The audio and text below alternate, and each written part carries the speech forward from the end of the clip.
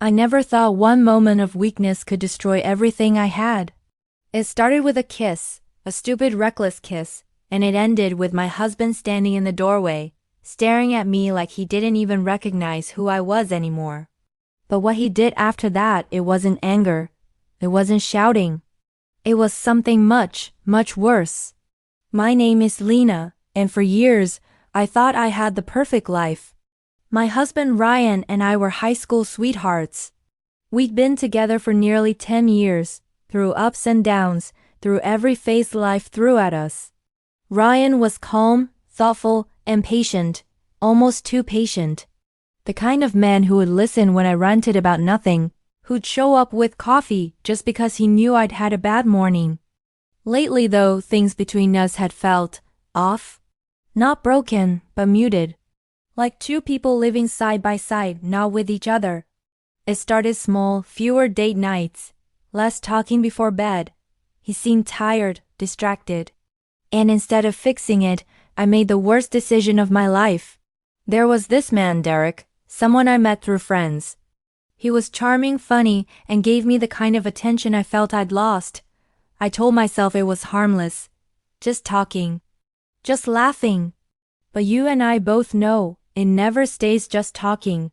It happened one evening after a group dinner. Derek offered to walk me to my car. We stood there in the glow of the streetlight, the air thick with everything we weren't supposed to feel. Then he leaned in, and I didn't pull away. That moment, that kiss, was a mix of guilt and excitement. My heart was racing, but somewhere inside, I knew it was wrong. When I got home, Ryan was waiting on the couch.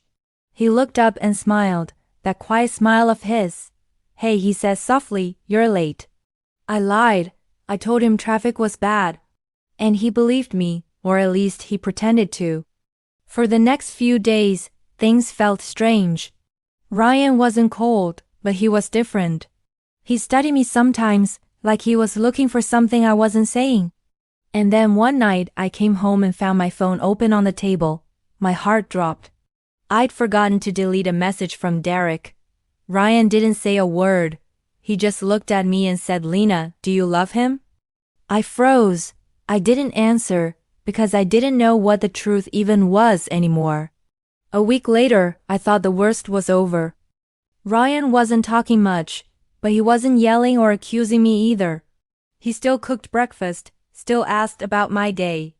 I told myself maybe we could rebuild. Maybe he'd forgive me.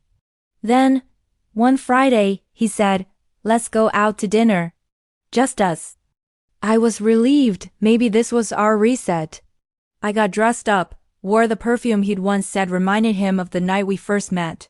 We arrived at a quiet restaurant, one we'd gone to on anniversaries. The hostess led us to a table and my stomach dropped. Sitting there already was Derek. I looked at Ryan, but his face was unreadable.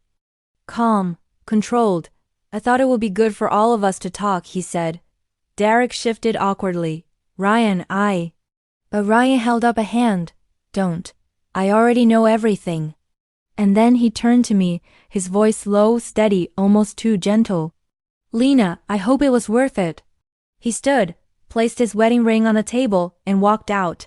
Just like that. No shouting. No scene, no drama. I sat there frozen, realizing the man I betrayed had just broken me in the most silent, powerful way possible. Days turned into weeks.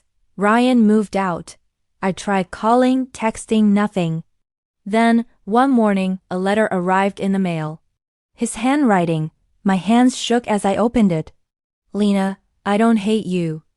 I just can't look at you the same way. You wanted attention. I gave you love. You wanted excitement. I gave you stability. I hope one day you realize what you threw away. Not for me, but for yourself. Because you'll keep chasing something that was already in your hands." Ryan, that letter broke me. Because it wasn't revenge with anger, it was revenge through indifference. He didn't fight for me. He didn't try to win me back. He let me sit in the silence I created. And that silence screamed louder than any argument ever could. It's been months now. I haven't seen Ryan since. I heard he's doing well, happier even. And I don't blame him. I destroyed something pure, something patient, all because I was chasing temporary validation. Every night, I replay that moment, him standing in the doorway, watching me, eyes filled with heartbreak but no hate. That look is burned into me. If I could tell anyone one thing, it would be this. Don't mistake quiet love for lack of passion.